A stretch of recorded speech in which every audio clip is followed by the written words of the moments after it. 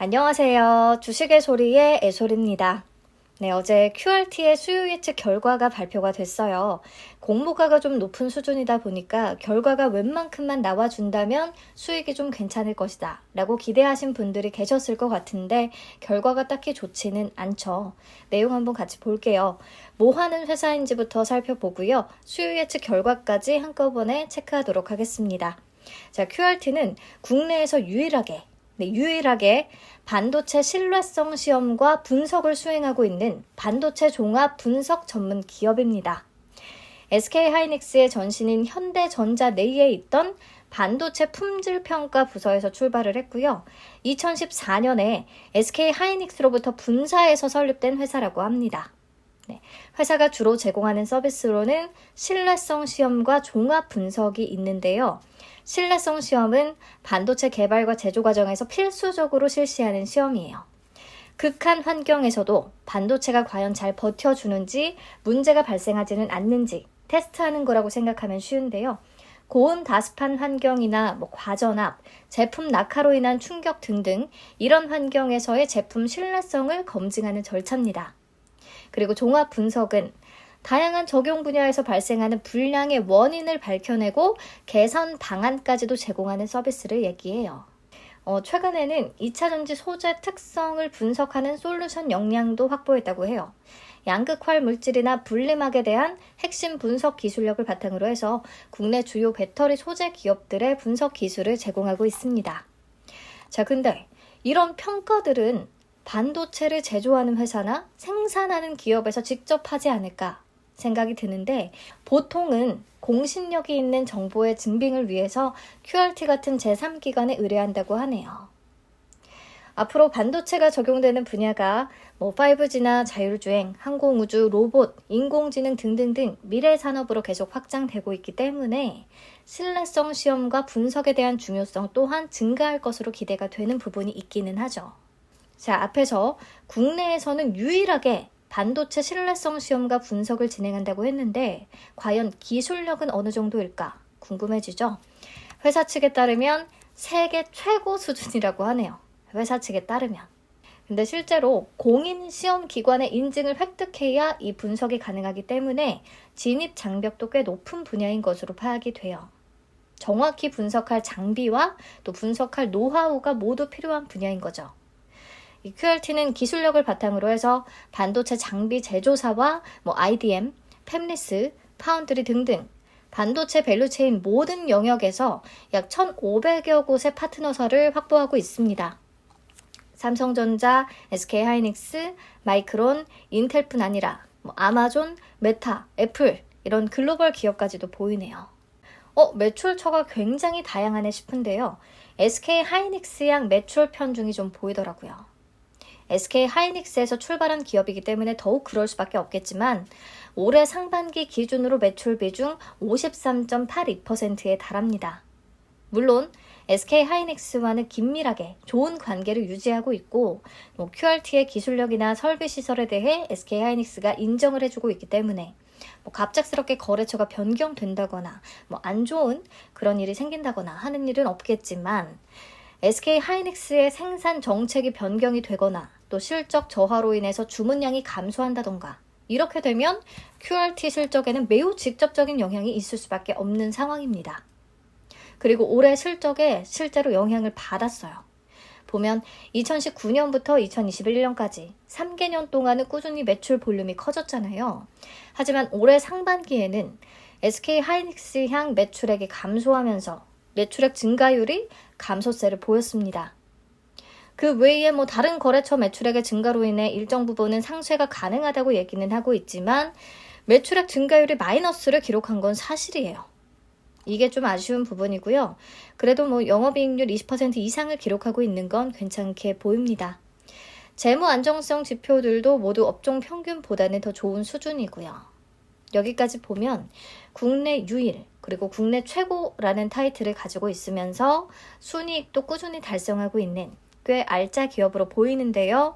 다만 아직까지는 SK하이닉스양 매출 비중이 너무 높고 최근 또 반도체 업황 부진으로 인한 실적 둔화가 우려된다는 부분이 좀 아쉽습니다. 근데 정말 마음에 안 들었던 부분은요, 공모가 산정 내역이었어요. 유사 기업으로는 아나패스, 칩셋미디어, 네패스아크를 선정했는데요. 이 중에 아나패스와 칩셋미디어는 반도체 설계 전문 팹리스 업체고요. 네패스아크는 오사트, 반도체 패키징과 테스트를 전문으로 하는 기업이에요. 보면 아나패스와 칩셋미디어는 퍼가 29배 정도로 높고 오사트 업체인 네패스아크는 퍼가 12.37배로 낮은 것을 알 수가 있죠. 그렇다면 QRT는 과연 어떤 쪽에 가까울까요? 반도체 팹리스는 아니죠. 반도체 테스트 쪽에 가깝죠. 그래서 결론적으로 저는 팹리스 업체들을 포함시켜서 적용퍼를 높였다는 생각이 듭니다. 그리고 주당 평가가액 산출 시에 적용한 순이익이 저스템과 마찬가지로 22년 상반기 연환산 순이익을 적용했어요. 최근 4개 분기를 기준으로 잡지 않았죠. 그래서 최근 4개 분기의 순이익이 어느 정도 수준인지 계산해 보려고 했는데 21년 상반기 실적이 파악이 안 돼서 직접 계산해 보지는 못했습니다. 그래도 22년 상반기 순이익 곱하기 2를 해보면 작년과 비슷한 정도의 수준이기 때문에 유별나게 높은 실적을 기준으로 잡으려는 전략이다 라고는 생각하지 않고 넘길게요. 그렇다고 해도 적용포가 워낙에 높다고 생각을 하기 때문에 주당 평가가액도 너무 비싸다는 느낌이고요. 공모가 상단 기준 할인율 20.49%가 적용돼서 할인율마저 높지 않았다. 결과적으로 공모가는 너무 비싸다 라는 느낌이 들었습니다. 자, 기관들의 평가는 어땠을까요? 네, 경쟁률은 86.96대 1, 100대 1 미만으로 매우 저조한 경쟁률을 기록했죠. 게다가 왜 종합 경쟁률을 빈칸으로 놔뒀는지도 이해가 안 되네요. 직접 계산해 보라는 건가? 네, 최근 공모주들과 비교해서 보시면 플라즈맵보다는 높고 핀텔이나 산돌, 저스템보다는 낮은 수준이다 라는 거 확인하실 수가 있겠습니다. 신청가격 분포표 보시죠. 공모가 밴드는 51,400원에서 62,900원을 제시했는데 상단 이상을 써낸 비율이 26.18%밖에 안 됐고요. 초과 비율은 5.77%밖에 안 됩니다. 그래도 상단과 초과 비율이 있었다는 건 이 회사의 기술력과 성장성을 인정한 기업들도 있었다는 거죠. 하지만 과반수 이상은 하단과 하단 미만에 신청을 했습니다. 특히 하단 미만이 50%를 넘겼어요. 거의 대부분은 밴드 하단도 비싸다고 생각을 한 거죠. 다들 같은 마음이 아니었나 싶고요. 의무보유 확약 비율은 건수 기준 8.74%, 수량 기준으로는 0.21%를 기록했네요. 그래도 참여한 기관들이 8% 정도 있기는 했는데 워낙에 소량씩만 신청을 하다 보니까 수량 기준으로는 거의 없는 거나 다름없는 수준이라는 거. 그래서 확약에 참여한 이 34개 기관들한테 신청 수량의 대부분을 다 배정해 주지 않는 한 의미 있는 수준까지 올리기는 쉽지 않을 것으로 보입니다. 네, 수요 예측 결과가 안 좋다 보니까 공모가는 밴드 하단보다 14% 정도 낮은 44,000원에 확정이 됐네요. 그리고 지난 투자 설명서상에는 그 상장 주선인의 의무 인수분에 대한 기재가 없었는데요. 이번에 정정신고서에 새롭게 기재가 되면서 상장 예정 주식수가 늘어났더라고요. 그래서 공모가 기준의 시가총액은 약 1,753억 원. 최근 인기 좋았던 1,000억 원 미만 그런 수준은 아니겠고요. 공모 금액도 436억 원으로 아주 초소형은 아니라고 할 수 있겠습니다. 청약 일정과 환불 일정 확인하시고요. 환불까지 이틀 걸리는 건 다행이고 상장은 11월 2일로 예정이 되어 있네요. 미래에셋증권의 단독 주관입니다. 상장 직후 유통 가능한 물량은 공모 주주들의 물량밖에 없어요. 기존 주주는 전부 보호예수가 걸려 있습니다. 그래서 99만 500주만 유통이 가능하겠고요. 비율로는 24.86%, 금액으로는 약 436억 원 정도라는 거, 유통 물량 조건은 괜찮습니다.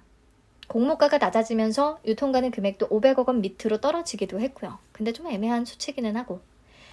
네, 최대 주주인 김영부 대표가 자발적으로 의무 보유 기간 2년을 추가해서 총 2년 6개월 동안 의무 보유한다는 거. 이거를 지금 회사 측은 엄청 강조하고 있죠. 대표의 책임 경영에 대한 강한 의지라고요. 근데 어찌 보면 좀 당연한 거 아닌가 싶네요. 네, 정리하겠습니다. 경쟁률 낮고요. 신청 가격 분포표상으로 밴드 하단 미만 비율이 50% 이상이었습니다. 결국에 공모가는 밴드 하단보다 14% 정도 낮은 44,000원에 확정이 된 거죠.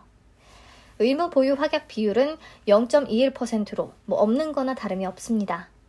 유통 물량 측면에서는 그나마 기존 주주가 전혀 없고 비율도 낮은 편이기는 한데 유통 가는 금액이 아주 매력적인 수준은 또 아닙니다. 좀 애매하네요.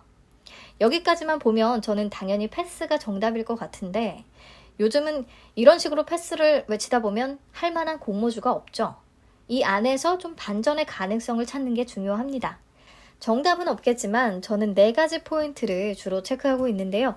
1번, 기존 주주의 매도 가능성. 기존 주주의 매수 단가가 공모가보다 높다면 상장일에 매도할 가능성이 낮을 테니까요. 이 부분을 좀 확인해 보고요. 2번, 공모가가 밴드 하단보다 낮아졌다면 그로 인해서 가격 메리트가 생겼는지 체크합니다. 3번, 유통 가능 금액이 200억 원에서 300억 원대로 매우 낮거나 시가총액이 1000억 원 미만이면 기업 내용이나 수익 예측 결과와는 상관없이 이 자체로 메리트가 있다고 생각은 해요. 그리고 4번, 경쟁률이 많이 낮아도 의무 보유 확약 비율이 확실히 높다면 탑 머티리얼과 같은 느낌으로 관심을 좀 가져봅니다.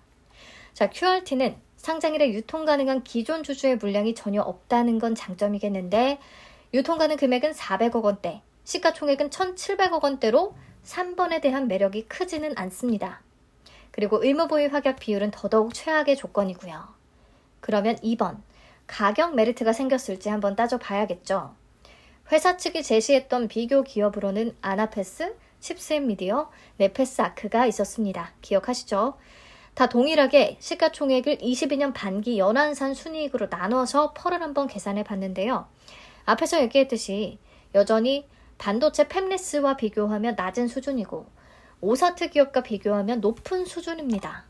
그래서 궁금증이 생겼어요. 네패스아크 말고 다른 오사트 업체들의 펄도 이렇게 낮은 것인지. 그래서 대표적인 오사트 업체들의 펄을 한번 계산해 봤고요. 보시면 대부분이 펄 10배 미만을 받고 있다는 것을 확인할 수가 있습니다. 저는 개인적으로 이 QRT가 팹리스와는 결이 좀 다르다고 생각을 하고요. 국내 유일이기 때문에 마땅한 비교 대상을 찾는 게 어려울 수 있지만 그래도 반도체 테스트 업체 정도의 펄을 적용하는 게 맞지 않나 싶어서 이들 기업의 평균 펄을 적용해서 주당 평가가액을 직접 한번 계산해 봤습니다. QRT의 22년 반기 연한산 순이익 136억 원에 오사트 기업들의 평균 펄 9.07배를 적용했고요. 이때 주당 평가가액은 3957원으로 계산이 되더라고요. 공모가 44,000원 대비해서 마이너스 30% 수준입니다. 이번에는 유진투자증권의 리포트를 참고해서 22년 예상순이익 177억 원을 한번 적용해 봤어요. 이때는 주당 평가가액이 4290원으로 계산이 됐습니다. 여전히 공모가보다는 낮은 수준인 거죠. 그래서 아직도 가격 메리트를 크게 느끼진 못했다는 게 제 개인적인 의견이에요. 밴드 하단보다 낮춘 가격도. 그러면 종합적으로 봤을 때요. 기존 주주 비율이 0%라는 것을 제외하면 반전 가능성을 찾을 만한 뚜렷한 포인트가 눈에 들어오지는 않았어요. 자, 이번에는 그나마 조건이 좀 비슷했던 22년 공모주들을 찾아봤습니다. 경쟁률이 낮고 확약 비율도 5% 미만이면서 유통가능 금액이 400억 원 언저리였던 종목들을 데려왔어요. 보시면 모아데이터나 인카금융서비스는 상장일의 수익 구간을 주지 못했습니다. 비플라이 소프트와 노을은 10%대 좀 낮은 성적을 기록하기는 했고요. 그러니까 전체적으로 좀 부진하다라고 평가를 할 수가 있겠는데 플라즈맵이 의외로 20% 이상 올라줬던 거죠. 플라즈맵은 미래 추정치를 기반으로 공모가를 산정해서 공모가 매력도 매우 떨어졌고 또 최종 확약 비율도 형편이 없었고 유통 물량도 매우 높은 수준인데다가 유통 가능 금액도 566억 원으로 매우 애매했어요. 그럼에도 21%까지 올라줬다. 네, 지난주 월요일부터 목요일까지 이어진 불패 신화의 영향이 분명히 있었을 거라고 생각을 하고요. 밸류에이션을 떠나서 공모가가 7,000원이라면 매우 싸게 느껴진 것이 어느 정도 매수세를 붙게끔 하지 않았나 싶습니다. 이걸 보면 QRT도 해볼 만한 거 아닐까, 베팅 해볼 만하지 않을까라는 생각이 들 수도 있겠죠. 네, 그건 선택이라고 생각합니다. 네, 이번에는 지난주 불패 신화를 만들었던 4개 종목들의 조건만 따로 살펴봤어요. 플라즈맵, 핀텔, 샤페론, 탑 머티리얼. 보면 플라즈맵은 앞에서 얘기를 했고요. 핀텔은 유통 가능 금액이 200억 원대이면서 시가총액도 1000억 원 미만이라는 메리트가 좀 있었다고 생각을 하고, 샤페로는 공모가를 아주 5천 원까지 화끈하게 낮춰주면서 접근하기 좋은 공모가를 만들어준 데다가 전체적으로 가볍다는 장점이 있었다고 생각합니다. 탑 머티리얼은 확약 비율이 확실히 높았고요.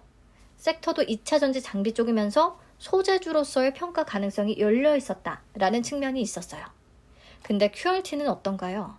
우선 조건만 딱 놓고 보자면 경쟁률은 큰 의미가 없다고 생각을 하고요. 확약 비율이 이 중에서 가장 낮습니다. 유통가능 금액도 436억 원, 좀 애매하죠. 시가총액도 1753억 원이면 아주 가벼운 건 아니에요. 애매합니다. 그리고 무엇보다 공모가가 44,000원. 밸류에이션을 떠나서 절대적인 수준 자체가 좀 접근하기 부담스러워요. 그래서 매수세가 붙기 좀 더 어려울 수 있다는 생각이 들고요. 그렇다면 모든 조건이 좀 별로였던 플라즈맵이 상장일 장 극초반에 고점을 찍고 순식간에 공모가 밑으로 떨어지는 모습을 보였거든요. 그래서 시초가에 진입하고 후회하는 사람들이 굉장히 많을 거예요. 이런 플라즈맵의 사례를 경험했기 때문에 QRT에는 시초가에도 그리고 장시작 후에도 매수세가 잘 붙지 않을 가능성은 있다는 거. 그리고 그나마 기존 주주 비율 0%인 게 장점이라고 했는데요. 제가 올해 공모주들 중에서 기존 주주 비율이 0%대였던 종목들만 결과를 쭉 한번 뽑아보니까 딱히 또 장점으로 작용하지 못하는 모습이더라고요. 아주 보기 싫은 종목이 하나 눈에 들어오죠. 미니아 에이드. 네. 근데 그래도 그나마 기존 주주 물량이 없기 때문에 장 초반에 굉장히 부진했다가 시간 흐르면서 조금 오르는 경향을 보일 수는 있겠지만 오르더라도 많이는 오르지 못할 것 같다는 게 개인적인 느낌입니다. 그냥 feel. 물론 그냥 저도 감으로 설명드리는 거고요. 예측은 늘 빗나갈 수 있지만 그럴 수 있다는 거 말씀드리면서 마칠게요. 배정 물량은 24만 7,625주고요. 균등 물량은 12만 3,813주 되겠습니다. 온라인 청약 시에 2만 4천주까지 모두 청약 가능하세요. 증거금으로 계산하면 5억 2,800만 원이나 되겠네요. 한도는 널널하지만 딱히 이런 한도가 고맙게 느껴지지는 않는 종목이 되겠습니다. 최소 청약 수량은 10주입니다. 22만 원 필요하겠네요. 네, 이번에는 그리고 균등만 청약을 해도 배정 금액이 다른 공모주들보다는 또 훨씬 클 수도 있다는 거 고려하시고요. 여러 가지 자료들 참고해서 최종 판단하시면 되겠습니다. 시청해주셔서 감사합니다. 가을 만끽하는 주말 되세요.